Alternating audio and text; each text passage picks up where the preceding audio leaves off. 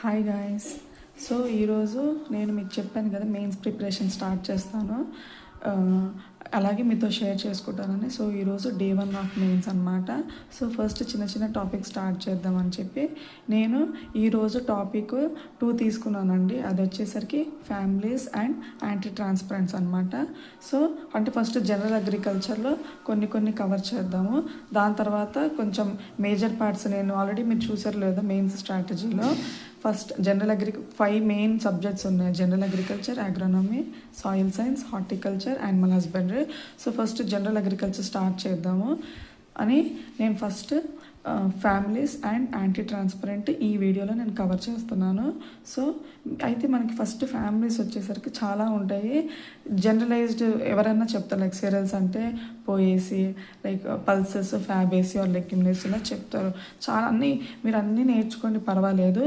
But నేను ఒక 20 నాకు ఇంపార్టెంట్ అనిపించినవి, నేను ప్రిపేర్ అయినప్పుడు నాకు ఇంపార్టెంట్ అనిపించినవి నేను ఎట్లా అంటే నెంబర్ ఆఫ్ టైమ్స్ రిపీటెడ్గా అన్నీ పద్దాక రివైజ్ చేయలేము, అన్నీ ఒకసారి చదువుకొని గుర్తుపెట్టుకొని, బట్ ఇట్లా సెకండ్ టైం మనం రిపిటేటివ్గా ఇట్లా ఇంపార్టెంట్ అనిపిస్తాయి కదా, అలా నేను ఒక 20 రాసాను అనమాట. ఆ 20 నేను మీకు చెప్తాను. మీరు అన్నీ నేర్చుకోండి, బ్లైండ్గా ఈ 20 ఫాలో అవ్వండి అని నేను చెప్పను. మీరు అన్నీ ప్రిపేర్ అవ్వండి, ఎందుకంటే ఇది మనం ఎక్కడ రిస్క్ తీసుకోకూడదు ప్రిపరేషన్లో. మీరు అన్నీ నేర్చుకోండి, కానీ ఈ 20 ఒక్కసారి చూసుకోండి. మీకు నచ్చితే, మీకు ఇంపార్టెంట్, ఓకే మీకు కూడా వర్త్ అనిపిస్తే మీరు ఒక నోట్స్ చేసుకోనో లేకపోతే ఇది సేవ్ చేసుకుని చూసుకోండి అనమాట, ఓకేనా. బట్ ఈ 20 నేమ్స్, 20 ఫ్యామిలీస్ మాత్రం ఖచ్చితంగా గుర్తుపెట్టుకోండి, ఓకేనా. ఏవి జనరలైజ్డ్ సీరియల్స్, పల్సెస్ అన్నిటితో పాటు ఈ 20 మంచిగా గుర్తుపెట్టుకోండి, ఓకేనా. సో ఫస్ట్ చూద్దాం అనమాట. సో 20 అనమాట.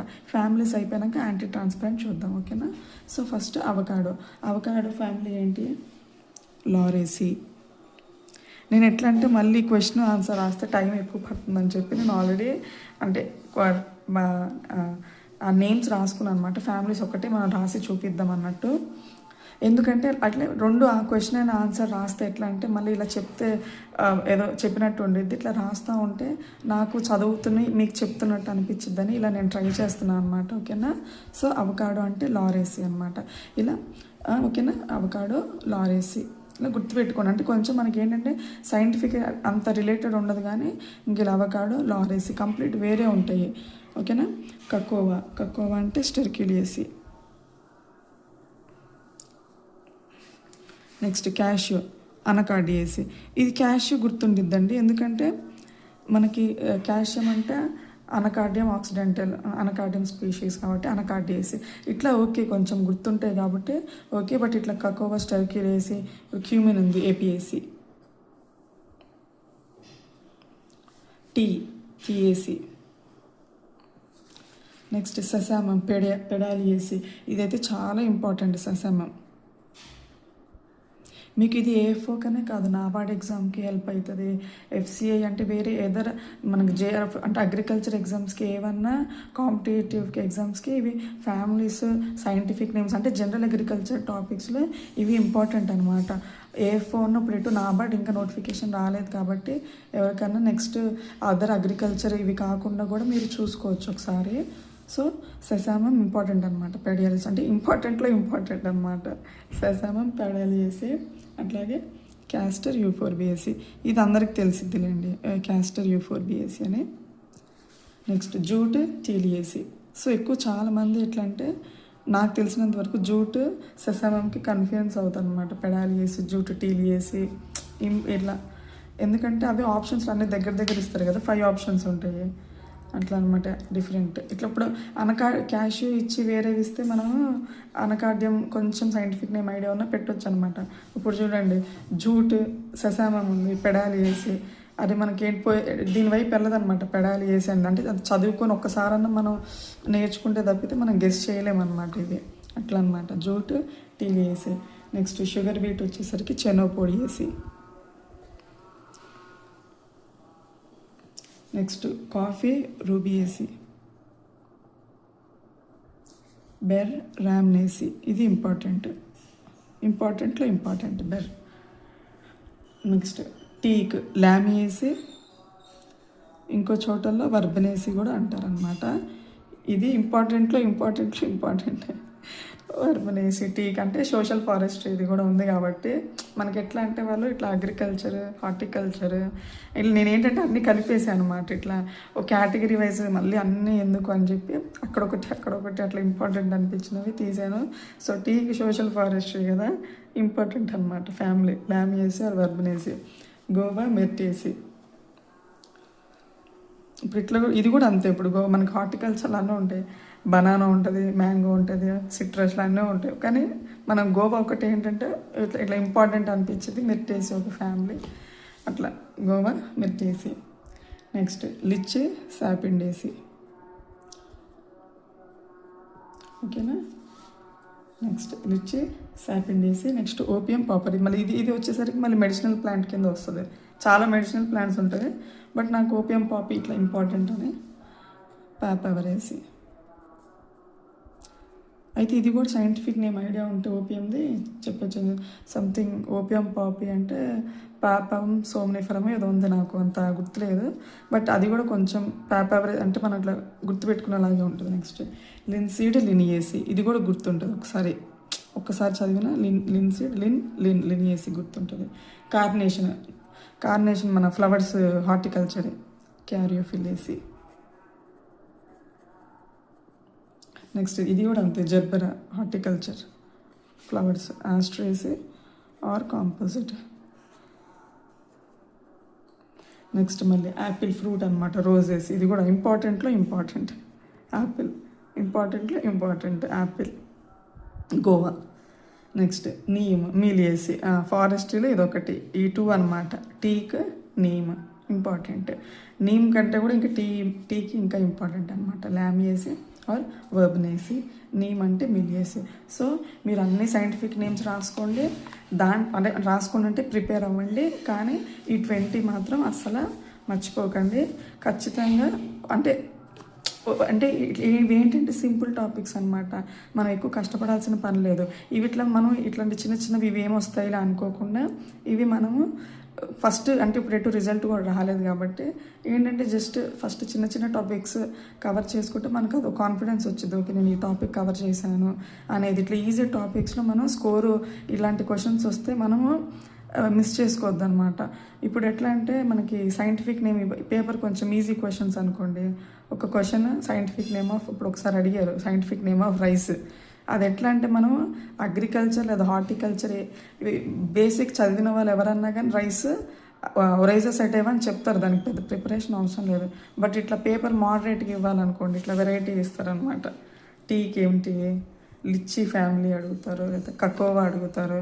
కకోవా అట్లా ఇచ్చారనుకోండి అయిపోయాయి. కకోవా అంటే స్వీట్ వరకే గుర్తుంటుంది, కానీ సైంటిఫిక్ నమ్మో స్టెరికిలేసియా అని ఇంత ఐడియా ఉండదు అనమాట. అంటే హార్టికల్చర్ వాళ్ళు పెడతారు కావచ్చు, జనరల్గా అగ్రికల్చర్ వాళ్ళు చెప్తున్నాను నేను అనమాట.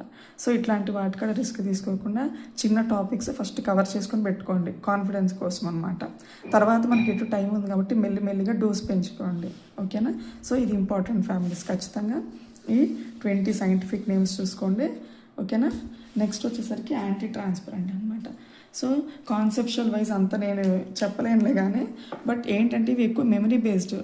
ఒకటే చెప్తాను నేను, ఇది ఫస్ట్ టైం ఒకవేళ మెయిన్స్ ఎవరైనా రాసేవాళ్ళు కూడా ఇవి ఎట్లా అంటే ఎక్కువ మెమరీ బేస్డ్ ఉంటుంది. ఇంటెలిజెన్స్తో ఏదో స్మార్ట్ వర్క్ ఇంటెలిజెన్స్ అని ఏమి ఉండదు.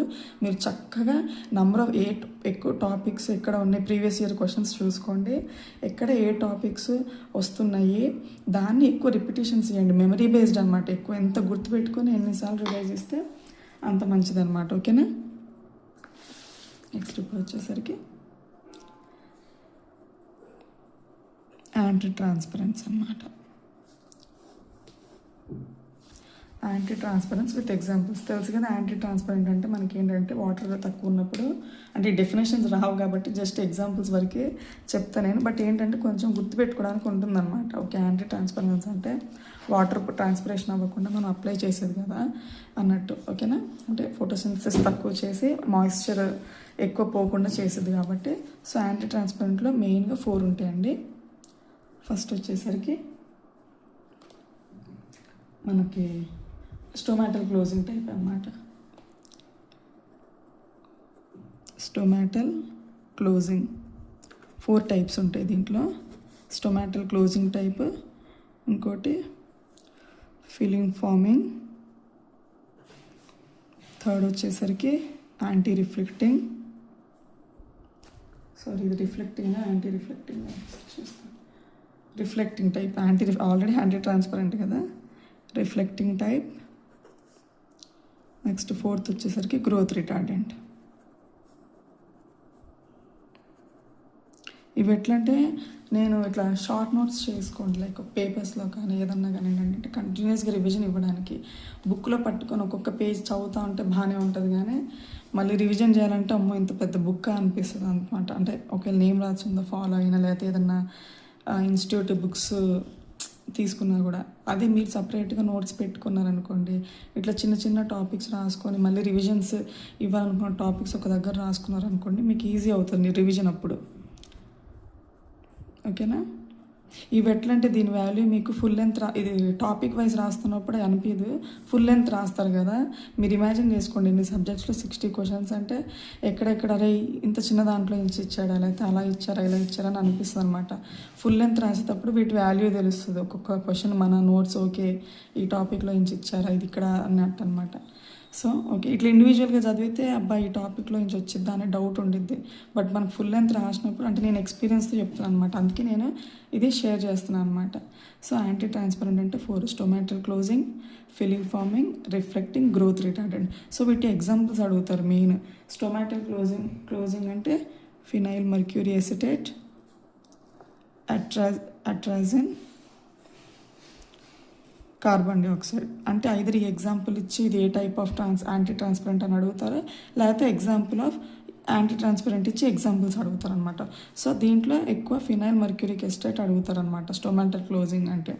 ఫిలిం ఫార్మింగ్ అసలు తక్కువ అడగరు, ఎందుకంటే ఫిలిం ఫార్మింగ్ అంటే ఎవరైనా ఈజీగా గుర్తుపెట్టుకుంటారు.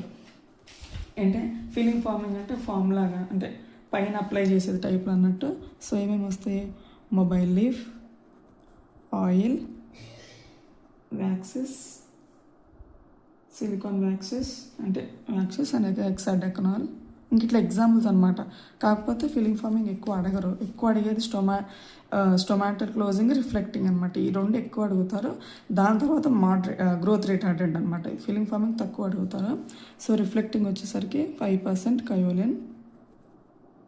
నెక్స్ట్ గ్రోత్ రిటార్డెంట్ వచ్చేసరికి సైకోసియన్, రిబెల్సియన్ బెటర్ అనమాట. సో ఇది ఇంపార్టెంట్ అనమాట.